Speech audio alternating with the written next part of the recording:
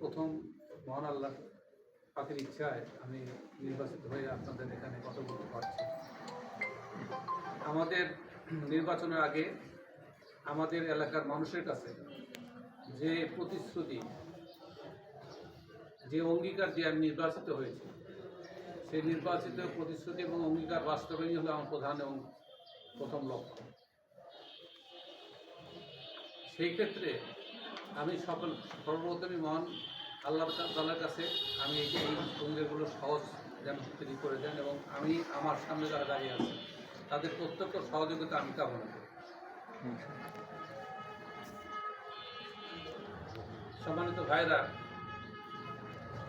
আজকে একটি দীর্ঘ ইতিহাস, বাংলাদেশের পরে একটি অনির্বাচিত সরকার, কৃষি সরকারের এর মধ্য দিয়ে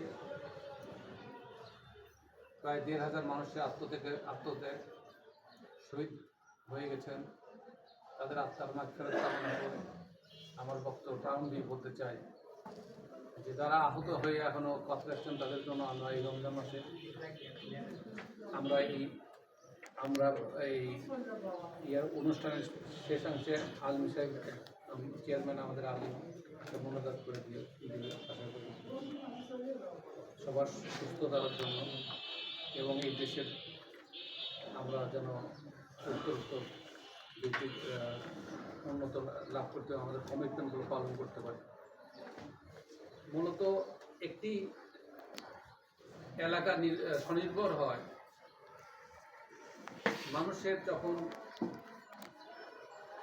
মানুষের কাছে যখন জবাবদিহিতা থাকে।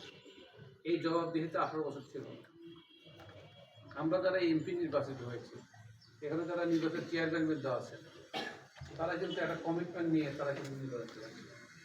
আমাদের সকলের জানা উচিত, মনে রাখা উচিত এবং দৃষ্টি সর্বাগ্রে করা উচিত যে আমাদের বিএনপি চেয়ারম্যান এবং আমাদের সৈয়দ আসিফুর রহমান এবং সন্তান তিনি বিশ্বাস করেন এবং সেই লক্ষ্যে কাজ করছেন যে নির্বাচিত মানুষের প্রতিনিধিদের দ্বারা তার কাছে বাকি উঁচু হয়ে তুলে দিতে হবে। তারা কিন্তু খুব ভালো করে গেছে, কিন্তু আপনারা সেটা তুলতে পারবেন। কারণ আপনি 3 বছর পরে ট্রান্সফার হয়ে যাবেন, পরে ওই লোক আসছে কিন্তু তাদের কাছে ধরতে পারবেন। তো আমার বিশ্বাস যে আপনারা চেয়ারম্যান সাহেবদের সাথে সরাসরি সম্পৃক্ত সব উন্নয়ন কর্মকাণ্ড বা এই যে সরকারের যেগুলো আমাদের সার্ভিস দেয়, অনুদান দেয়, সেই অনুদানগুলো আপনারা করবেন।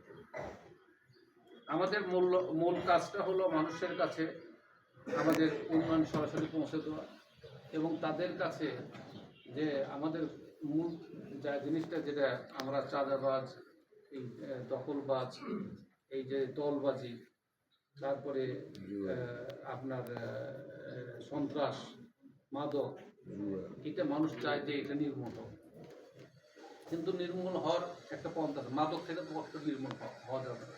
সেটা আমরা আস্তে আস্তে আমাদের আজকে প্রথম সবাই এই ব্যাপারে এত ডিটেল বলতে পারবো না, তবে আমাদের চিন্তা করতে হবে কীভাবে মাদক থেকে আমরা এটা এলাকাকে আমরা মাদক মুক্ত করতে পারি।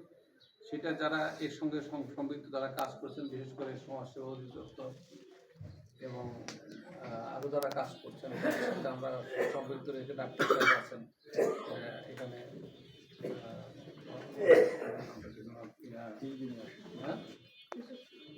আপনার নাম